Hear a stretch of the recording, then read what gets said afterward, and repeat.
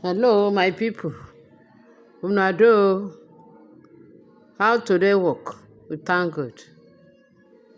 God Almighty will be with us in Jesus' name. Yes, Baba Tinubu, I think you are the leader of this nation, this country.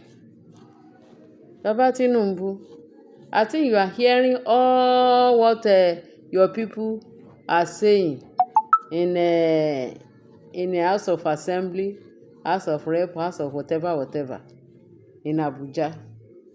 They said they want Sharia this thing. I think they are debating it in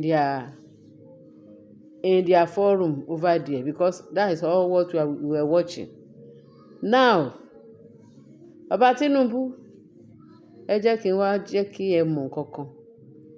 Ṣé ẹ mọ̀ pé nígbà tẹ́ fẹ́ wọ ọbẹ̀ yẹn, ẹ sọ pé ẹ̀yin ló kàn.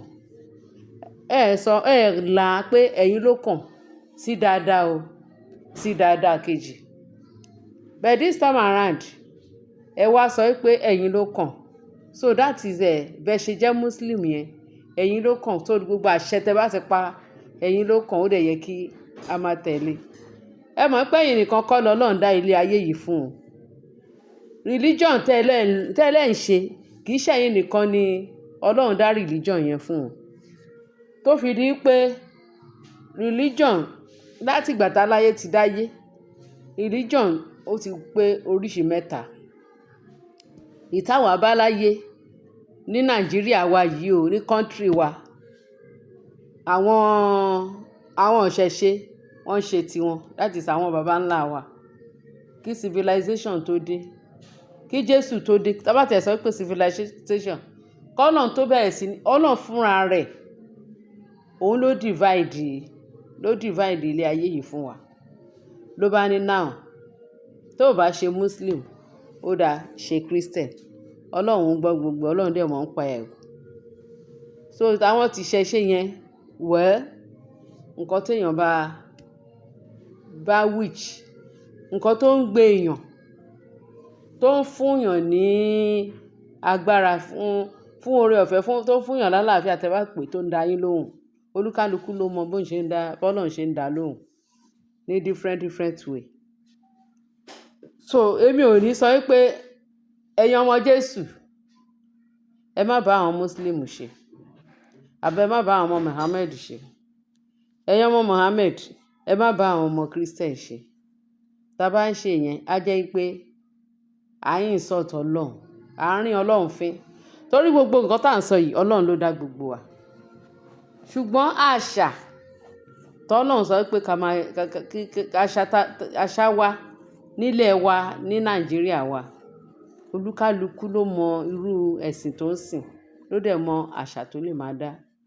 Ìtọ́lọ́run bá sọ fún ẹ pé kò ṣe nínú religion tiẹ̀, o lè ṣe. Ìtọ́lọ́run bá dẹ̀ sọ pé kò ṣe nínú religion kejì, o lè ṣe. Bẹ́ẹ̀ tó bá ṣàtìtẹ́ Ọlọ́run lọ́rùn. Bíbélì sọ fún wa pé ó ní ká béèrè, ohunkóhun tá bá béèrè òun yóò fi fún wa. Bẹ́ẹ̀ wọ́n ní Bíbélì náà tó sọ pé àwọn kan ń béèrè gbẹ̀ tí wọ́n ń ṣì béèrè, torí ẹ̀ lọ́lọ́run ṣe ń dá wọn lóhùn. Torí wọ́n ń ṣì béèrè, torí ẹ̀ lọ́lọ́run ṣe ń dá wọn lóhùn. Bẹ́ẹ̀ àwọn tó bá béèrè ní in the right way, Ọlọ́run á dẹ̀ dá wọn lóhùn. Ẹ jẹ́ ká bẹ̀rù Ọlọ́run. Ẹ dẹ̀ jẹ́ kí n wá sọ fún yín pé ìjà Ọlọ́run ò ṣe é gbè. Yes, ẹ má yẹ ká ṣèdájọ́ lọ́wọ́ ara wa. Torí tá bá sọ pé ẹ fẹ́ gbèjà Ọlọ́run, you're on your own. Torí Bíbélì tún fi yé wa, ó ní ọ̀nà wa kò dàbí ọ̀nà ti tòun, ọ̀nà Ọlọ́run. Ọ̀nà Ọlọ́run yàtọ̀ sí different from a human being. Kí ló dé? Ọlọ́run ní òun dá wa sílé ayé yìí pé ká wá máa sin òun, láti sin òun gẹ́gẹ́ bó ṣe tọ́ àti bó ṣe yẹ.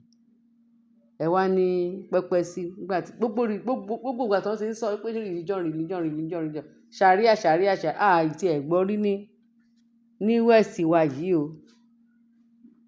Àti ẹ̀gbọ́n rí nílùú Èkó, nílùú Ìbàdàn, nílùú Ìṣókótó, nílùú Èkìtì ló ń jẹ́. Gbogbo àwọn Ọ̀ṣun, gbogbo Òṣogbo everywhere, àgbọ́ Sharia o. Pé bóyá ẹ tó ṣe wá di time tí ní Baba Tinubu wáyé. ó di táìmù tí ló wá di pé gbogbo ẹ̀ wá fẹ́ ó fẹ́ fọ́ pẹ̀yẹpẹ̀yẹ. Mo mọ̀ pé ẹ̀yin gan ò lè dá ṣe lè dá ìjọba náà ṣe tí ò bá jẹ́ àwọn èṣù bí èèyàn àwọn èèyàn bí èṣù tẹ́ kó jọ tó fẹ́ da gọ́ọ̀mẹ̀ntì yín rú tí ò lè yẹ kí Ọlọ́run rẹ̀ nígbà fún Sátánì àtàwọn ọmọ ogun ẹ̀. Ṣẹgbọ́ abẹ́ ẹ̀ gbọ́ mi. So ẹ jọ̀ọ́ bàbá Tinubu ẹ wá nǹkan ṣe sí i. Yes now ó tó láti sọ fún wọn láti sọ pé ẹ stop ẹ. Ẹ jẹ́ kí olúkálùkù lọ máa ṣe religion tiẹ̀. Are you God? Kò sẹ́ni tó ń ṣe Ọlọ́run nínú gbogbo wa. Kò sẹ́ni tó ń ṣe tó jẹ́ pé Ọlọ́run ọgbẹ́ òun lè mú ìṣẹ́jú kan kúrò nínú just tinkle of seconds kó mú kúrò nínú ayé ẹ̀ àbí nínú ìṣẹ́jú tọ́lọ́run ní kó lò láyé. Kò sẹ́ni tó lè dá ṣe, kò sẹ́ni tó lè fi sí tòló ẹ̀, kò dẹ̀ sẹ́ni tó lè fi kún, kò dẹ̀ sẹ́ni tó lè yọ. Ẹ jẹ́ mọ̀ pé ká mọ̀ pé gbogbo nǹkan tọ́lọ́run dá dáradára ni. Èmi rí gbogbo nǹkan tó sọ bá House of Assembly o. Non debate kíkan àwọn kan dúró, àwọn kan dìde wọ́n ní àwọn fẹ́ kí religion ṣàríà àwọn kan lọ́wọ́ sí, àwọn kan ò lọ́wọ́ sí. Ẹ wá wo debate nínú congregation lẹ́ni nínú House of Assembly. Ìyẹn lẹ máa fi mọ̀ pé tí Ọlọ́run ò bá lọ́wọ́ sí ìjọba kí ìjọba téèyàn fẹ́ ṣe láyé yìí, Ọlọ́run tí ò bá lọ́wọ́ sí ìjọba yẹn ò lè stand. Bẹ́ẹ̀ àwọn èèyàn wa míì tí ẹ fẹ́ kẹ́tì ẹ̀ bẹ̀rù àbí kẹ́ ṣe kankan kó jẹ́ pé ẹ fẹ́ ní bias mind nínú nǹkan tó ń ṣẹlẹ̀ ní Nàìjíríà yìí. Because tọ́lọ́run bá sọ wípé yes òun dé, nobody can disturb that baba pé baba ẹ má tí ì dé. Ọlọ́run kò kàn wo gbogbo aníran. Wọ́n ní ṣàríà. No wonder torí ẹ̀ so ẹ fẹ́ kí Nàìjíríà ẹ fẹ́ pín Nàìjíríà lẹ ṣe sọ pé ẹ̀yin ló kàn lẹ wá sọ pé Muslim kan tó ń ṣe rí tí Nàìjíríà ti wà láti ìgbà táláyé ti wà. Nàìjíríà mi ìgbà gbọ́ pé wọ́n ń ṣe pé Muslim ń ṣe tiẹ̀ pé Muslim àti Muslim náà máa ṣe. A ti mọrú ọgbọ́n náà, a ti mọrú ọgbọ́n tẹ fẹ́ dà. Ẹ fẹ́ pín rìlẹ̀ ẹ fẹ́ divide Nàìjíríà. No wonder tí Yorùbá sọ pé àwọn fẹ́ dá dúró, àwọn Igbo náà fẹ́ dá dúró because ìjọba yín ò yé wọn mọ́ pé káwọn ranjú lẹ̀. Àwọn ọmọ Nàìjíríà try gan.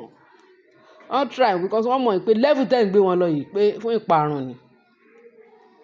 Wọ́n lẹ́ni tó bá mọ̀nà yan lèèyàn ń tọ̀. That is tó ń tọ̀ ọ̀nà tọ́lọ́run fẹ́ o la máa tó ń tọ̀.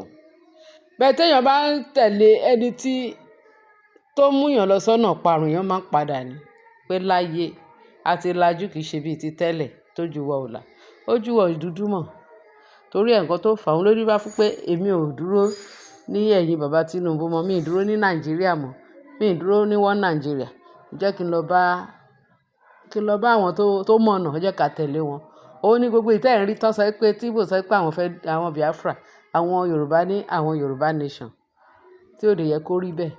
Bẹ́ẹ̀ ṣùgbọ́n the way tẹ́ fi handle ilẹ̀ Nàìjíríà yìí, ẹ jọ̀ọ́ wọ́n máa pín ni o. Wọ́n máa pín. Kí ló dé tán ní pín?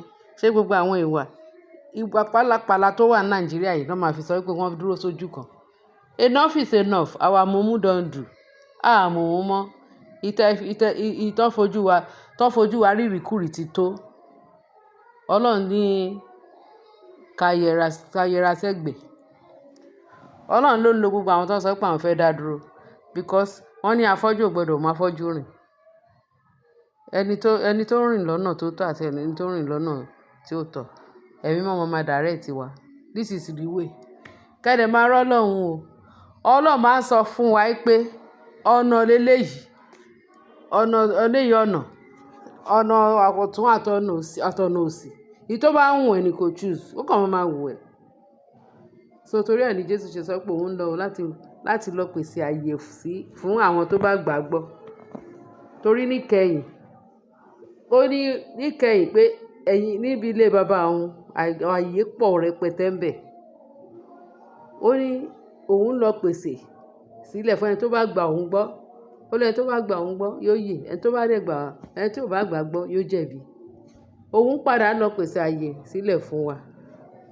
So àyè tó ní Jésù sọ pé òun fẹ́ lọ pèsè kì í ṣe pé bóyá àyè tí àwọn tó mọ Ọlọ́run tó jẹ́ pé tá a bá débẹ̀ ilé ológo ni gbogbo wa máa lọ.